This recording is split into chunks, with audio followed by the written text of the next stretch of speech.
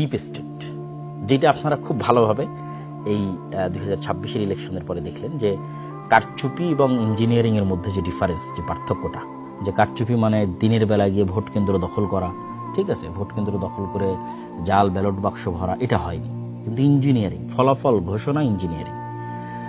তো deep state যে শুধু ফলাফল ঘোষণা ইঞ্জিনিয়ারিং করবে বিষয়টি কিন্তু সেরকম নয়। ডিপ স্টেট আরও বহু ক্ষেত্রে তাদের প্রভাব থাকে। ডিপ স্টেট মানে ছায়া রাষ্ট্র। ছায়া রাষ্ট্র যদি আপনি আরও ভালোভাবে বুঝতে চান তাহলে বুঝতে পারবেন যে ডক্টর ইউনূস কেন সাকসেসফুলি কাজ করতে পারেন, কেন বাংলাদেশের যে ডিপ স্টেট এটা তাকে সাকসেসফুলি কাজ করতে দেয়। প্রতিটা রাষ্ট্রের ডিপ স্টেট থাকে, আমেরিকারও ডিপ স্টেট আছে।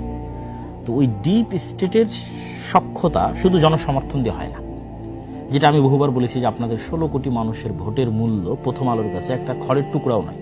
এই কথাটা আপনারা আমার বহু বক্তব্য শুনেছেন। কেন বলেছি এটা? কারণ প্রথম আলো হচ্ছে ডিপ স্টেটের পার্ট, ঠিক আছে? তো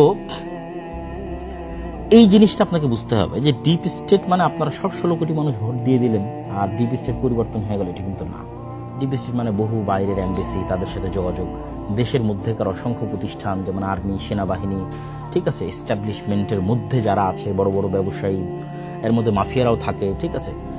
এক কথা স্থায়ীভাবে যারা দেশের স্টেক হোল্ডার, বড় বড় শক্তিশালী প্রতিষ্ঠান, মিডিয়া হতে পারে, তো তাদের যতক্ষণ আপনি আস্থা অর্জন না করতে পারবেন বহির্বিশ্বের সেনাবাহিনীর, দেশের অভ্যন্তরের শক্তিশালী প্রতিষ্ঠানের, ততক্ষণ 16 কোটি মানুষ ভোট দিলেও আপনি ক্ষমতা আসতে পারবেন না।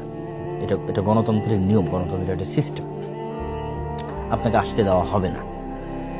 এই সিস্টেম, এই কাঠামো যতদিন থাকবে ততদিন এটাই ঘটবে। তাহলে আপনাকে আস্থা অর্জন করতে হবে তাদের।